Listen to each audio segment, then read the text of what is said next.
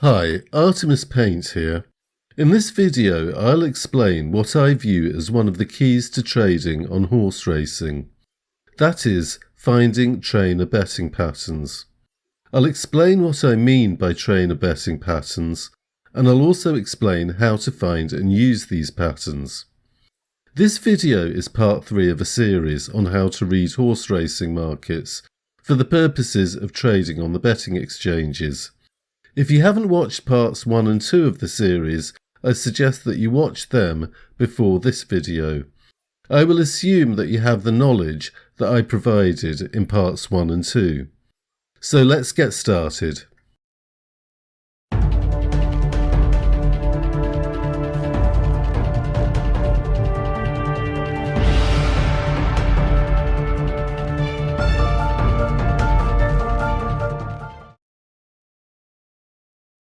This video is a sports trading video.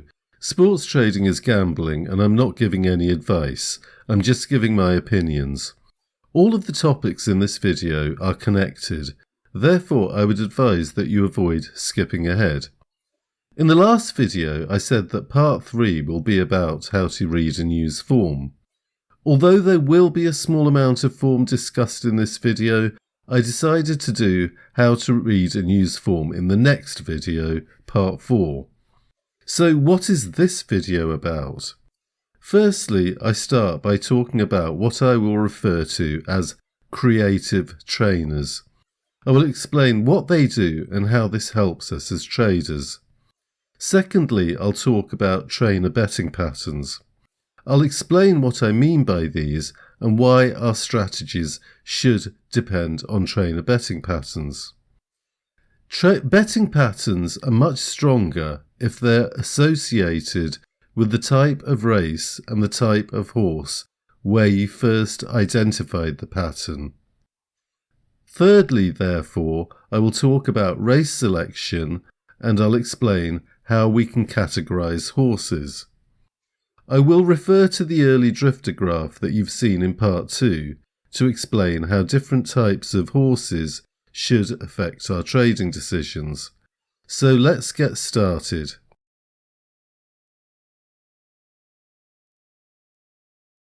There are two main forces in the market.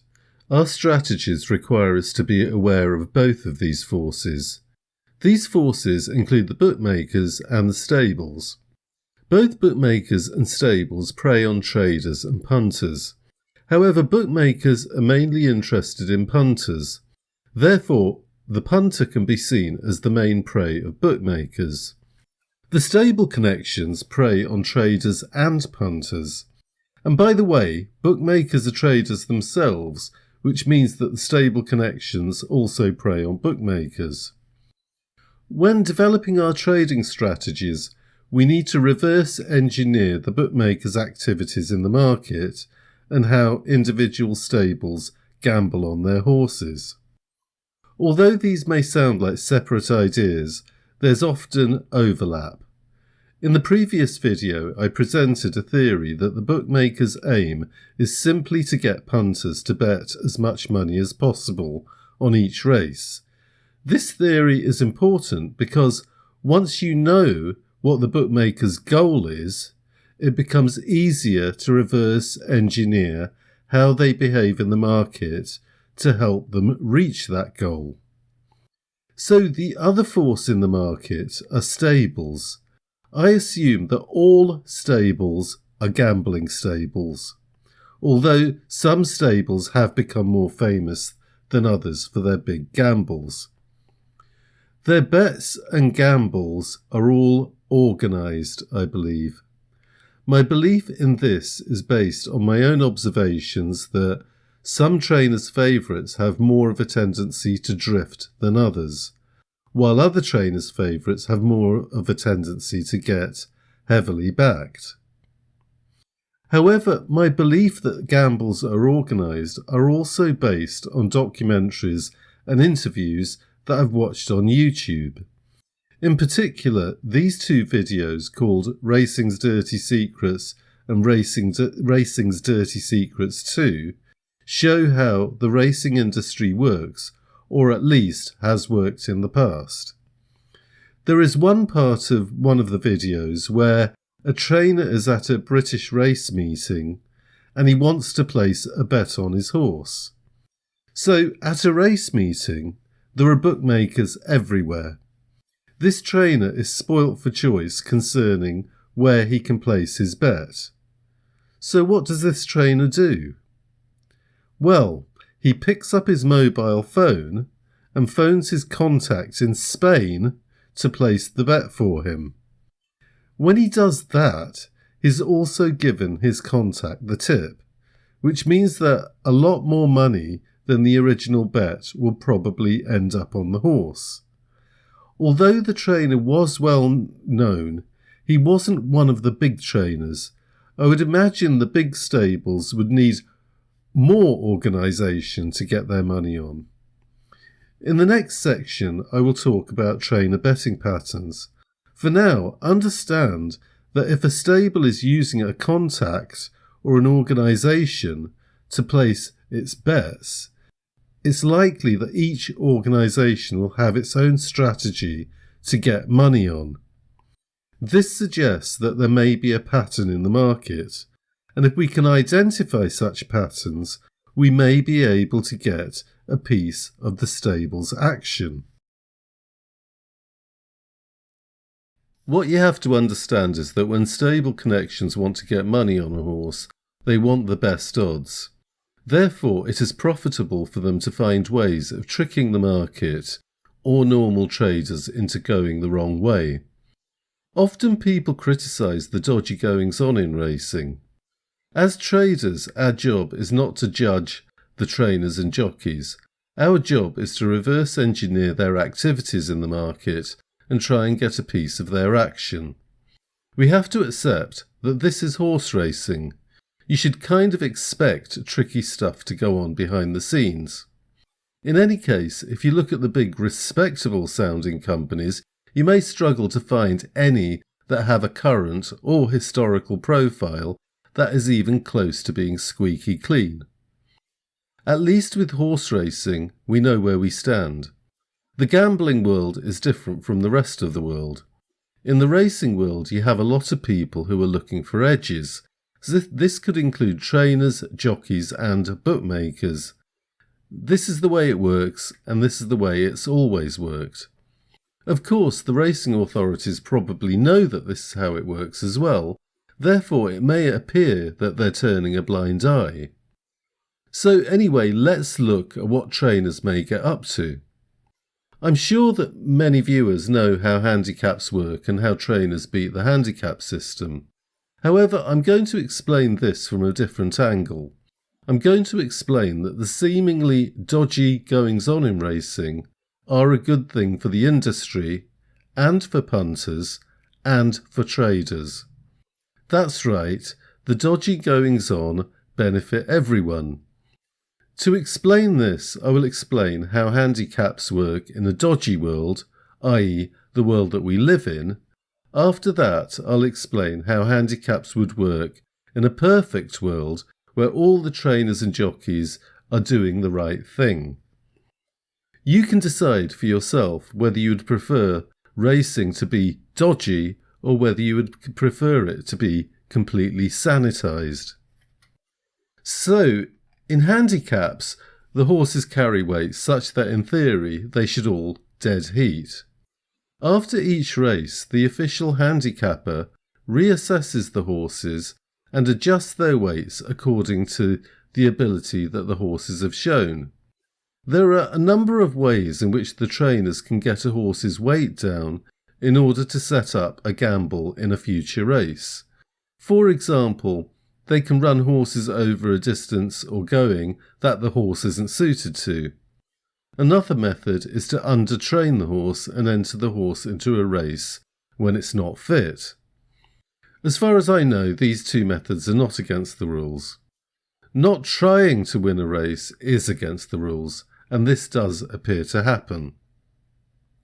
So imagine a perfect world in which trainers don't try to beat the handicap system and the handicapper always does a perfect job. How blissful would this world really be for traders and punters? So in this perfect world, horses always run over the optimal distance and going. In this world, trainers are so honest that they withdraw their horse if the going changes to an unsuitable going. This is because a going change may cause their horse to run badly, which would result in the horse's weight to be reduced by the handicapper, and these honest traders wouldn't want an unfair advantage in a future race. In addition, trainers always make sure that their horses are 100% fit when they race.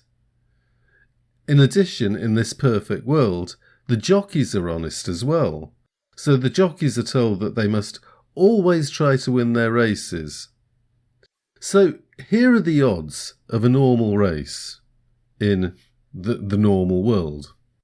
What would the odds look like in this perfect world? They wouldn't look like this. They would look more like this. And the reason for this is that if all the horses are carrying weights such that they'll theoretically dead heat, all of the horses will have an equal chance of winning the race. This may be an extreme example. However, what I'm getting at is that in this perfect world, the horses' odds will all be efficient from the moment they're put out, and there would be almost no volatility in the market. Punters wouldn't be interested if they can't see the possibility of getting an edge. Traders won't be interested in an efficient market that hardly moves. I mean, could it get any worse? Well, actually, yes, it could. Horse racing owners won't be interested in buying horses if they can't set up a gamble. They don't just want to gamble themselves, it's a social thing for many owners. They want to give their friends a hot tip. Most races are low-class races. Owners can't pay for the training costs from the prize money. Therefore, they need to make a profit by setting up gambles. They also need to enjoy the gamble. And without these owners, most of racing would die out. So I'm saying to all traders who complain about the stuff that goes on in the racing industry, be careful about what you wish for. If you try and sanitize gambling, there will be no gambling. Reading the market involves interpreting what is going on behind the scenes.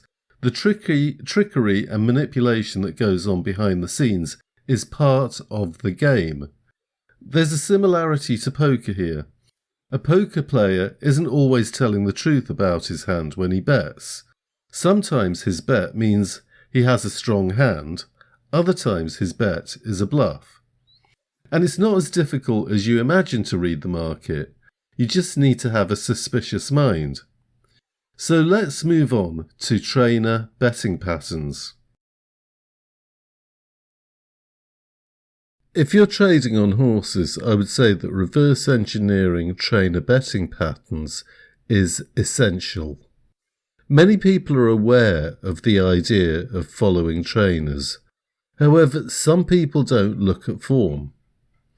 You can find some patterns without looking at form. However, you can find more patterns, and importantly, more reliable patterns when you do look at form. The idea of looking for trainer betting patterns is similar to looking for betting patterns in poker. In this example, villain has ace-king.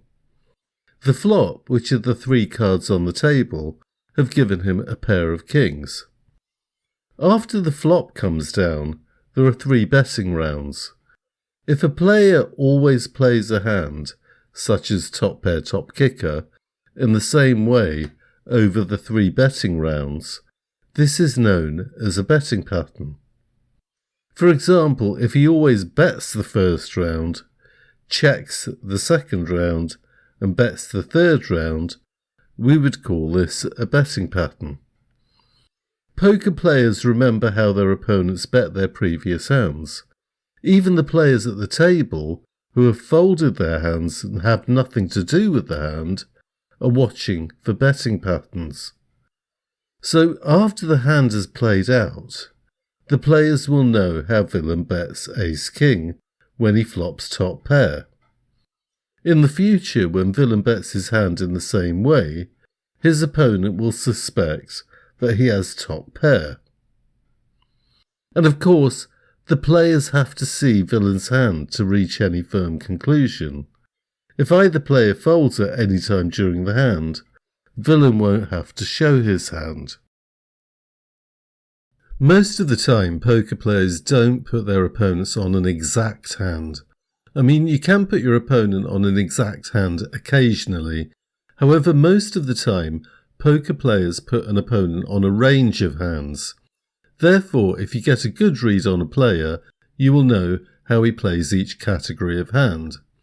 So where am I going with this? Well, we need to categorise horses based on their form and the type of race that they're running in. In the poker example, if you try to read the betting without ever seeing a hand, it would be difficult to get a read on your opponent. And this is equivalent to trying to read the betting in trading without knowing anything about the horse. Just as a poker player has a different betting line for different categories of hands, a stable may have a different betting line for different categories of horses. For example, you may have seen a horse's odds drift all day and then come crashing down at the 2-minute pre-race mark. If the horse has strong form that's visible to the public, it's difficult for a stable to allow their horse to drift heavily before coming in with the money. If a horse has bad-looking form, or is having its first ever race, or has been off the track for a year, it's much easier for trainers to allow the horse to drift before coming in with the money. In other words, if the form isn't attractive to punters, the stable can allow the horse to drift in the market before coming in with the money. And this, by the way, is why you get so much volatility in novice stakes and maidens on the flat. Many of these horses are running their first ever race. Others may have run 1 or 2 races. However, lightly raced horses are open to big improvements because they're just getting used to being at the racetrack. The type of form in these horses, or the lack of form, means that these races are not likely to attract punters. It may attract the follow the money punters. However, these punters need to see a market move, or otherwise they don't have any money to follow.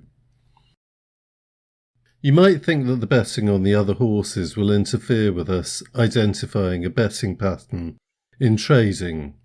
It can. However, it's the same with poker. If awkward cards hit the board, villain will be uncomfortable about his top pair, and this may lead him to alter his betting pattern. On this board, villain has to worry that hero has a queen. He also has flush and straight draws to worry about. In addition, hero will know that even if villain has top pair, he will have a lot on his mind. Therefore, hero wouldn't expect villain to use the same betting line with ace-king as he would on a less scary board. In the same way, I'm not suggesting using a betting pattern in isolation. We have to look at the other horses in the market. This is just to make sure that there's nothing unusual going on. For example, if my betting pattern indicates that I should lay the favourite at 2 minutes pre, I wouldn't enter the trade if the rest of the favourite range seemed unusually passive. Conversely, if I was thinking of backing a horse based on a betting pattern, I wouldn't enter the trade if the market was unusually active.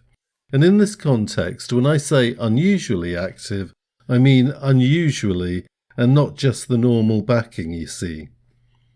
For example, there may be a lot of horses getting backed unusually aggressively, or there may be a steamer in the market.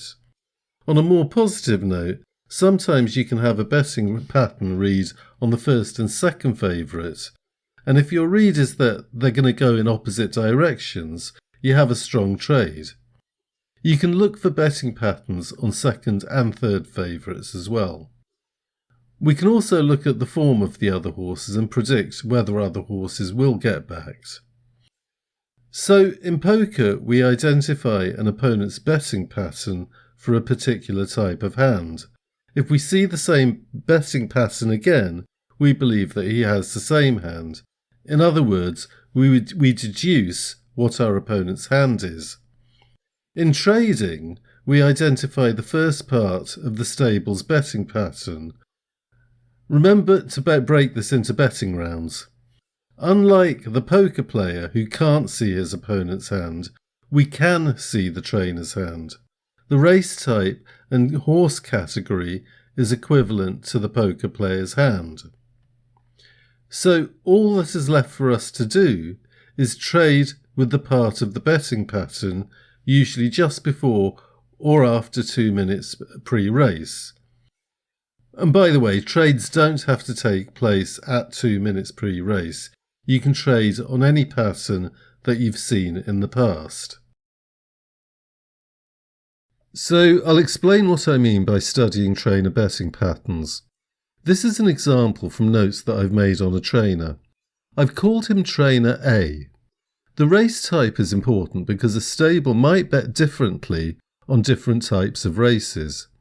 This race was a maiden.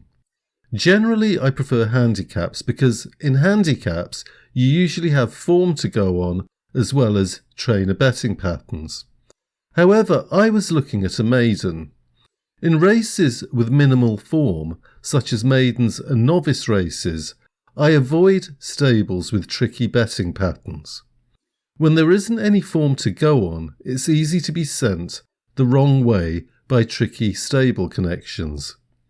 Usually I just follow trainers who I see as straightforward in maidens and novice stakes.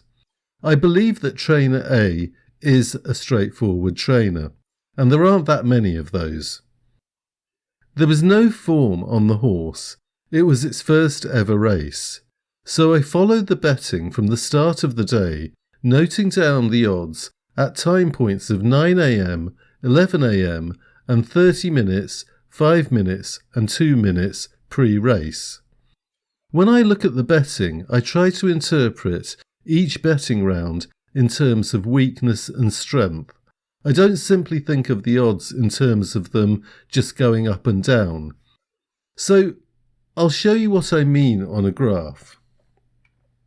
Between 9 a.m. and 11 a.m, the odds stayed at around 3.2, so not much happened during the bog round of betting.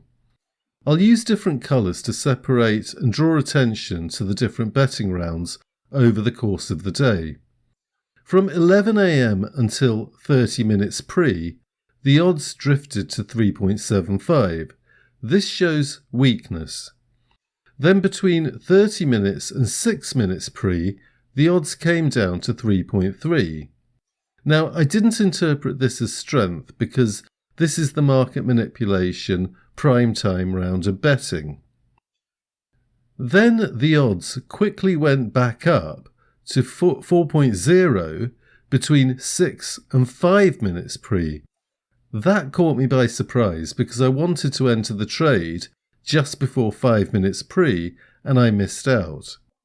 As I said, I have this trainer down as straightforward, therefore I trusted that I was seeing genuine weakness because the horse had only shown weakness in the betting up until 30 minutes pre-race. Then between 5 and 2 minutes pre, the odds stayed at just above 4.0 and didn't move much. So what now? Well, we have weakness between 9 a.m. and 30 minutes pre-race. There was a bit of apparent strength between 30 minutes and 6 minutes pre, and I'm not counting that as strength because this occurred during the market manipulation round.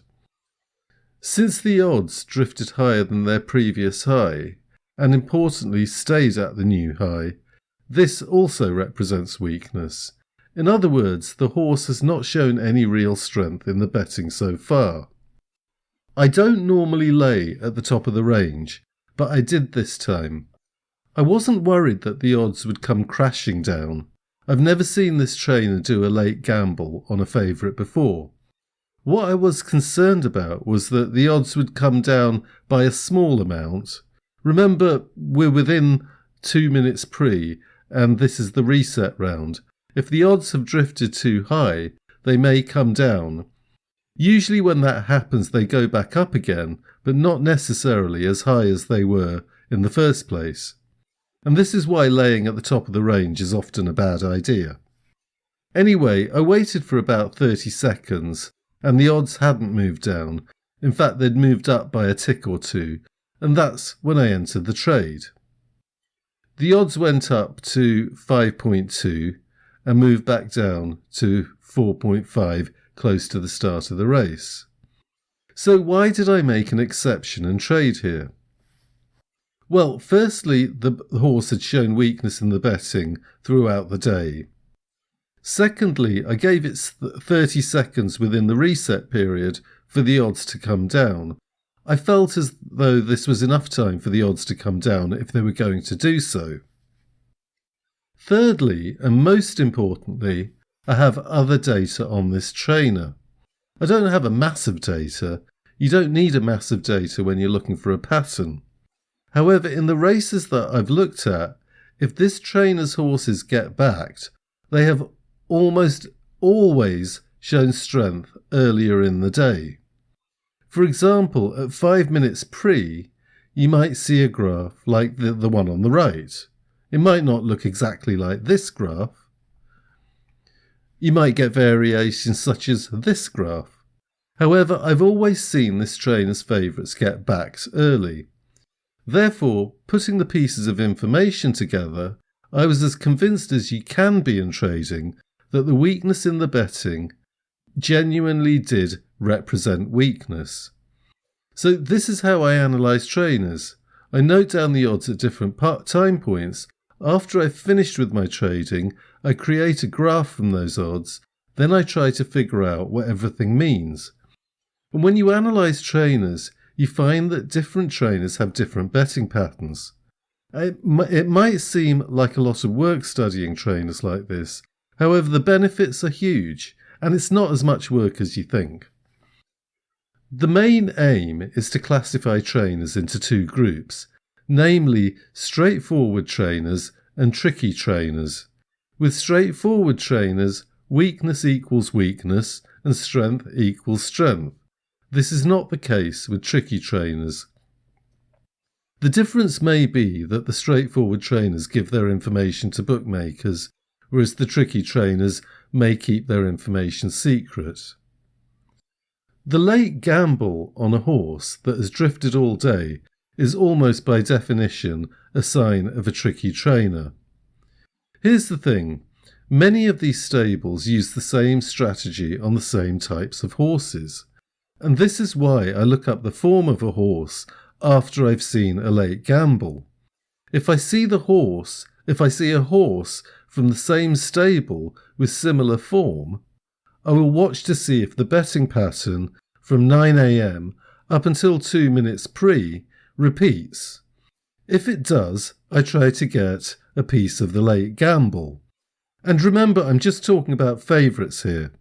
Trainers who appear straightforward with their favourites might leave getting the money on to a third or fourth favourite until close to the start of the race. The bounce back is not a sign of trickery. Bounce backs could occur simply because the horse's odds have been backed too low. And it's not just about getting a read on a trainer. For me, by practicing reading a graph slowly with no pressure during my off-the-ladder work, my mind became faster at this analysis. Literally, just after a couple of weeks of practice, I could read the betting in real time. There are a lot of trainers who I've studied who I haven't managed to get a read on, and I don't trade on these trainers' horses. There are other trainers who I've found a pattern on their third or fourth favourites, but not their favourites.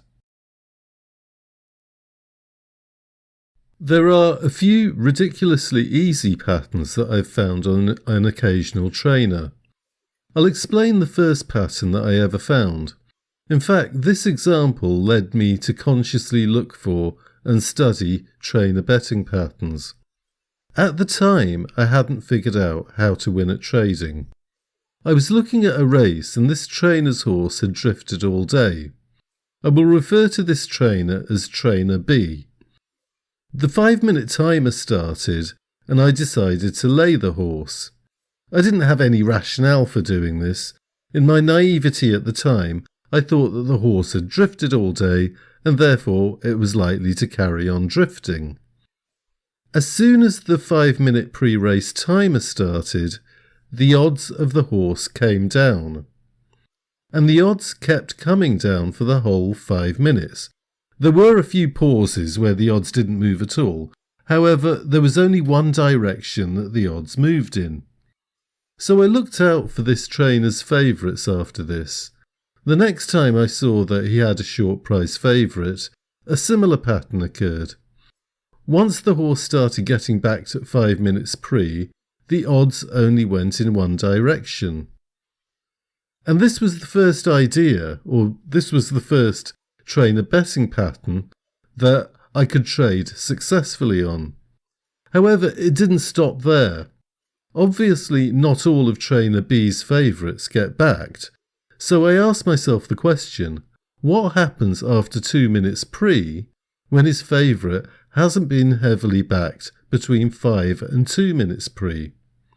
And the answer to that question is that his horses drift. If they have only drifted, the odds might come in by a few ticks after 2 minutes pre. After that, the odds go back up and the general direction is adrift. Therefore, once you find a pattern, you can often get 2 patterns for the price of 1. As I said, you won't find many patterns as easy as this to interpret. I found this pattern a few years ago and it's still working today. However, you can lose patterns. You should be aware that betting patterns can change. This doesn't occur often.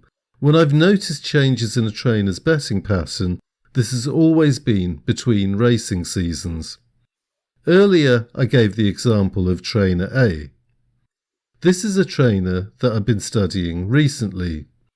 For the last few years, I had a clear read on this trainer's betting. However, his pattern changed this flat season. It seems as if he has put a new person or organisation in charge of the betting on his horse. For the last few seasons, Trainer A had a lot of bounce backs. If one of his horses was backed heavily, it would bounce after 2 minutes pre. And these bounce backs were proper runaway bounce backs, where you could join in at any time and feel comfortable that the odds wouldn't reverse. However, this season, Trainer A's bounce backs have completely stopped. His old betting pattern was weak equals weak and strong equals strong apart from the 2-minute bounce backs. This was easy enough to read. His new betting pattern seems to be weak equals weak and strong equals strong without any bounce backs. Importantly, when Trainer A's favourites had these runaway bounce backs, these horses would still win a lot of races, so there was no throwing the race or anything dodgy going on. When you do get a few reads, you're in a stronger position to trade because you have a long-term expectation of what will happen. And this is one reason why I don't see the market as a random machine. There are different betting personalities behind each trainer's horses. So which trainers should you study first? Well, I started with the big trainers. This is because they have a lot of horses and you can accumulate data on them quickly. Another way is to start with trainers who do a lot of late gambles or have a lot of bounce backs. In this case, you're finding the move in the betting that you'd like to get involved in and work backwards from there. However, be aware that the stables that do late gambles are likely to be tricky. I think the jumps are easier than the flat for finding such patterns, although I'm not sure. By the way, Trainer B is a jumps trainer, whereas Trainer A is a flat trainer. I have a few different trading methods, and most of my methods are based on form. However, I always take the trainer into consideration, and this is nothing new. a lot of punters take trainers into account when making their betting decisions. They don't just follow a trainer blindly, they read the form and pick a horse that they like. Then they look at a trainer and ask themselves whether they trust this trainer's horses. The form of the favourite is also important. Different types of form may result in different betting patterns from the same stable. And although you may be able to find patterns without looking at form, you might not see a pattern for a lot of trainers if you don't look at form. The key is to only trade those trainers where you see a pattern. And as I said, punters know this. They know that certain trainers are more reliable than others. In addition, different trainers are more reliable for different punting methods. For example, if you're looking for a well-handicapped long shot to run well, there are trainers who are good at setting these up. If you're looking for a short price favourite who gets to form and wins several races in a row, there are other trainers who specialise in this area. In addition, when you read the racing tipster's comments on a horse and you read between the lines, the comments often indicate that the tipster is basing his tip on the training methods of the trainer. So, anyway, let's move on to the next topic, which is race selection and categories of horses.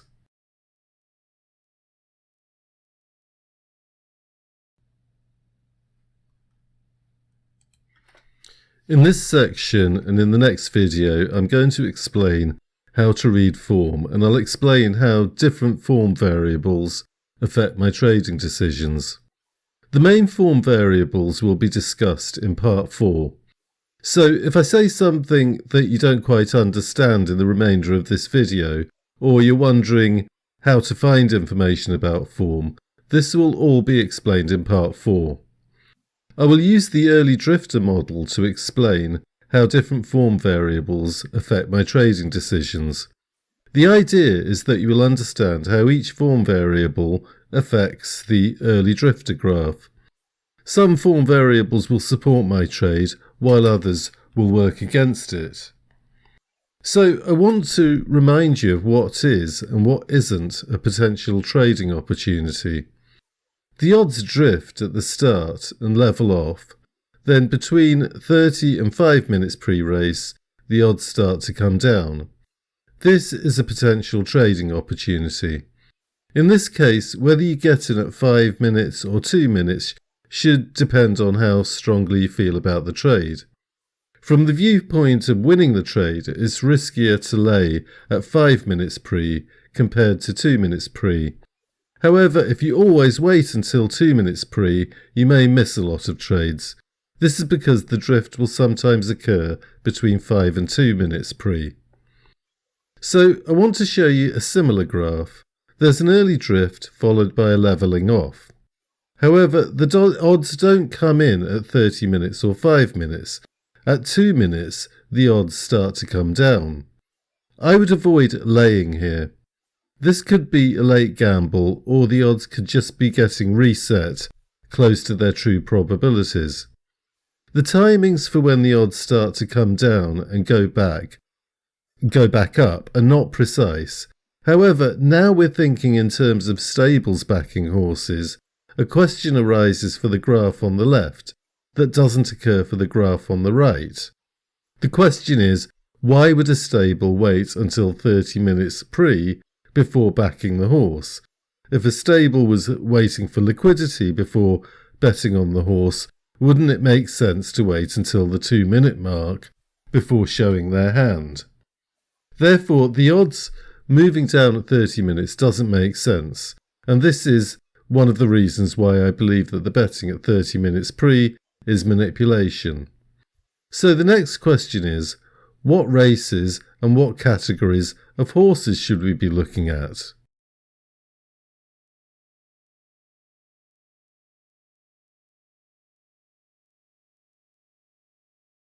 Prior to researching a race, I select which races that I might get involved in.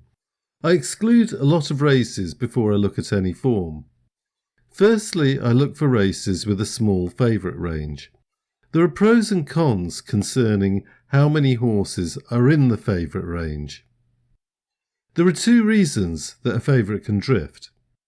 The first is because layers are laying the favourite. Let's say there's one favourite and all the other horses are outsiders, and this favourite has drifted early from 1.6 to 1.8. If none of the other horses are getting heavily backed, this suggests that someone is laying the favourite. In this case, when the favourite drifts, the odds on all the other horses will just come down a bit. Layers wanting to lay your horse is an advantage. However, there is a disadvantage of not having pressure from the backing on other horses in the field. Let's say the odds of the favourite follow the early drifter graph and reach the bottom of the range at 2 minutes pre. If there's no resistance at all from the other horses, the odds of the favourite might not drift much, or at all, from the bottom of the range during the last 2 minutes pre-race. That said, it's not a terrible disadvantage. In my opinion, these are very tradable. So the first reason that a horse can drift is because layers are laying the favourite. The second reason is due to pressure from other horses getting backed. If the favourite range consists of more than one horse, the advantage is that there may be other horses betting against the favourite. However, the disadvantage is that the trainer of the favourite can deliberately allow his horse to drift when he sees that other horses in the favourite range are getting backed. Therefore, you are less sure of how genuine the early drift is. And this is an extreme example with the odds of the favourite range in between 3.5 and 4.5. Most races are less extreme. However, the closer the odds are between the favourite and the other horses in the favourite range, the more opportunity there is for trainers to hold back on the betting on their horses. And it's always useful to have an idea whether an early drift is likely to be genuine. So secondly, I'm mainly interested in races with short price favourites. If there's good form on the favourite, these are the races that punters like. So I exclude races where the favourite is 3.5 or above. Even 3.5 is a bit high. Remember, this is all about the early drifter. If you have a strategy for other types of races, these rules don't apply. Thirdly, I exclude any race where the trainer of the favourite has 2 or more horses in the favourite range. In this situation, the trainer knows which one of his horses is best, and this gives the stable too big an information advantage over us traders. Generally speaking, we want to avoid races where trading decisions are likely to be complicated. The types of races for this method are mainly handicaps. I also use the method in some Class 1 non-handicap races. However, I only trade these races if there's sufficient form.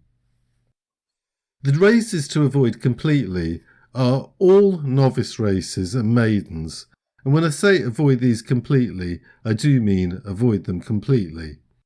These races tend to be all about stable gambles, and there is a minimal amount of form for punters to go on. And because only trainers know the abilities of their horses in these races, it's easier for them to act in the market as if their horse is weak when the horse is strong, and vice versa. So the early drift doesn't necessarily reflect weakness in novice stakes and maidens. So I'll start by explaining the difference between unexposed and exposed horses. I don't think there are any standardised definitions of exposed and unexposed horses. Therefore, I'll give you my definitions. We call a horse unexposed when we don't know how good the horse is, or when we don't know the limits of a horse's ability. A horse is said to be exposed when we know the maximum limit of its ability. Usually such a horse will have a long racing history. Now, there are two types of unexposed horses.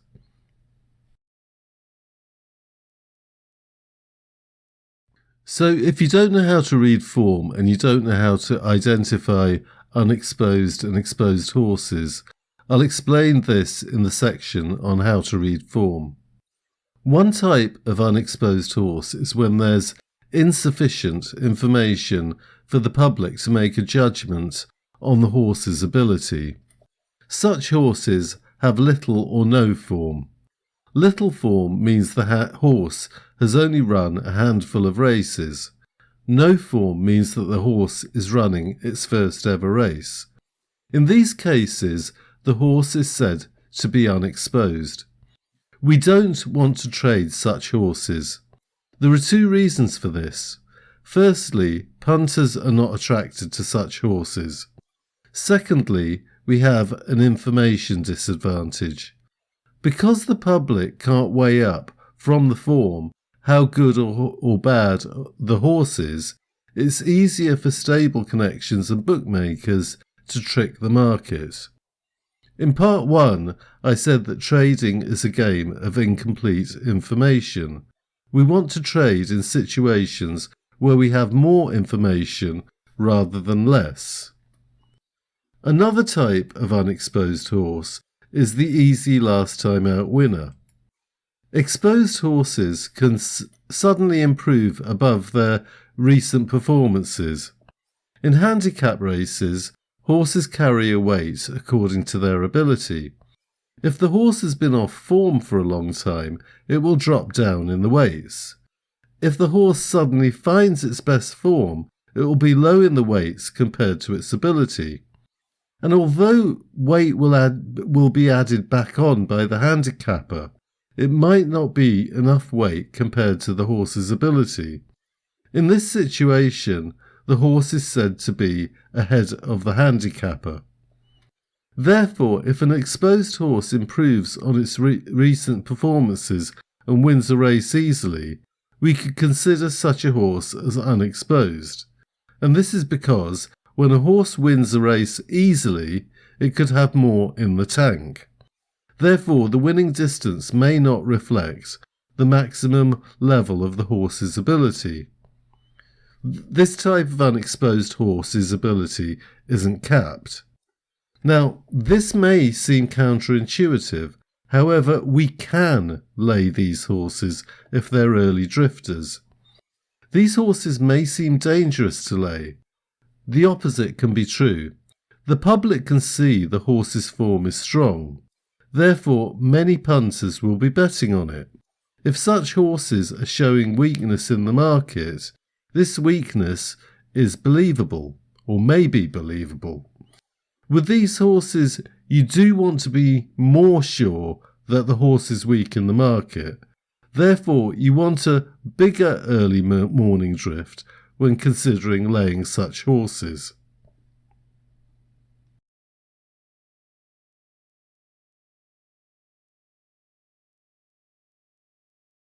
We want to be able to differentiate between exposed and unexposed horses. Let's say that the favourite is exposed and all of the other horses are less exposed. When the favourite's exposed, the other trainers in the race know what they have to beat. When all the other horses in the race are less exposed, this means there are a lot of gaps in our information about these horses. And this also means that the trainer of the exposed favourite is less sure about what he has to beat. The structure of a race makes a difference. When you have one exposed favourite and all of the other horses are less exposed, you can't predict whether any horses will bet against the favourite. When you have form on a first and second favourite, you have more information to make predictions. However, you can only make predictions about the first and second favourite. You don't have enough information to predict if any of the other horses are likely to get backed. The best situation is when all of the horses in a race are exposed. In this situation, we have access to as much knowledge about the runners as it's possible to have. The main point is that if there are a lot of unexposed or less exposed horses in the race, there is more potential for extremes of volatility in the betting. And although we need volatility to trade, this type of volatility is not good for us. This is because the lack of form on the majority of horses means we have no way of predicting or interpreting the betting. And if you've never read form, you might not know what I mean yet. When you read form, you can understand why horses are getting backed, and you can sometimes predict why horses that haven't been backed yet might get backed. And if you can understand why a horse is getting backed, you can sometimes predict whether the backing will continue. We want to look for weakness in the betting on the favourite. However, we need to select the right types of favourites. Here's a list of the types of horses. The ones in red we usually want to avoid. The one in yellow, OK form, is a grey area. The ones in blue are the types of horses that we're interested in. So I'll go through all of these types of horses so that you know the difference. First, there are unexposed, insufficient information horses. They tend to be lightly raced or completely new to the racetrack. They have no or just a small number of form figures. I've said that I don't usually trade these for the method that I'm explaining. The only exception is high-class races. I'm talking about Class 1 races. And if you don't know what I'm on about, I'll explain in the next video how to identify the class of a race. However, when I trade such horses, I want to see at least one good form figure. There are two main reasons for this. Firstly, punters like these races, and secondly, it's more difficult for trainers to fool around with the market in these races. The horses in these races usually have big reputations, and therefore it's harder for the trainer to pretend that his horse is weak when really it's strong. Secondly, there's what looks like bad form. When you look at these, you can't figure out why the horse is favourite. They're likely to be inside information horses. Some will be well handicapped on their best form. In this case, the market is saying that the horse is back to form. However, sometimes you can't find any reason based on form. They might improve for reasons that are not form related. Perhaps they've had some kind of operation such as being gelded or a wind operation that might improve their performance. And there are other things that might change a horse's performance, such as wearing blinkers for the first time. In any case, the bad form horse could be an inside information horse, and punters will not usually be interested in this type of horse. So let's look at the OK horse. Often you'll see a short price favourite that isn't bad on form. However, it doesn't look either better or worse than the second or third favourite. So you might ask, why is this horse put in at 2.1 when the second favourite, whose form looks just as good, is put in at 4.0? Again, this could be inside information creating this situation. And the only time that I trade these is if the horse is trained by a big named flat trainer. In this case, the horse could be at short odds just because of the trainer's name. Bookmakers know that punters are more likely to back such horses, which means that they might suppress the odds of such horses. Next are strong form horses. These will be better than the field on most form variables. So we're talking top speed ratings and easy last time out winners. We need to be careful about class horses here. I avoid opposing class horses in general. Finally, there are your weak last time out winners. These often still appeal to punters because the horse has won its last race. These are a type of horse that look good on the surface, but when you dig down deeper, they have weaknesses. What makes these horses weak? There are a range of form variables that might make a last time out winner weak in the betting. This includes factors such as a tough finish in the last race, racing over the wrong going or distance, a poor speed rating, being too high in the weights, or having a long time off the track, or a combination of these factors. So this table shows which types of horses we might consider trading on for the early drifter. When there's insufficient information, we don't trade. Of the others, we can trade easy last time out winners, weak last time out winners, and exposed horses that make sense. And in this context, I mean it makes sense that the horse is the favourite. We can trust an early drift more if the horse is attractive to punters. If you see a favourite that doesn't make sense, don't assume that it's a false favourite. It's safer to assume that this is an inside information horse.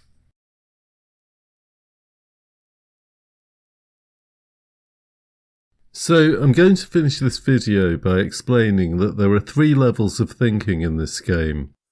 The first level is to identify market moves and try and trade with the move. I would expect that most people at this level lose. The second level of thinking is to connect the moves with the trainer. At this level it is possible to win. However, there probably won't be a lot of trading opportunities. I would guess that people who think at this level would lose unless they are extremely disciplined.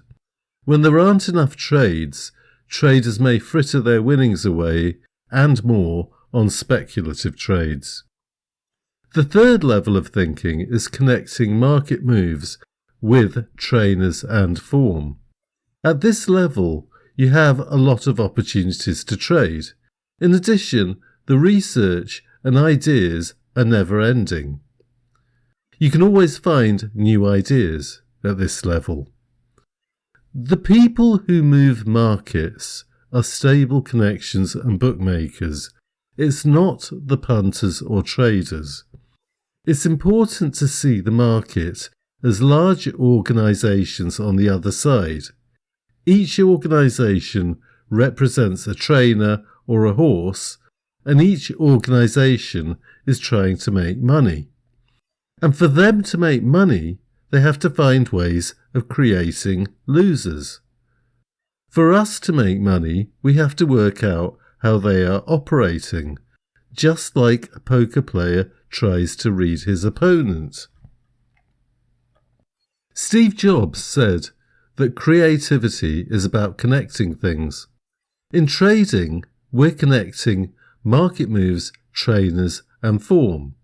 We're also connecting information that we have about the racing industry. Many people watch documentaries about the goings-on in the racing industry. Then they put this information into one compartment of their mind, and then they bet or trade without taking the information that they know about the racing industry into account. To trade successfully, we need to combine information, and when you can do that, you can create your own trading ideas. So that's all for this video. Take care.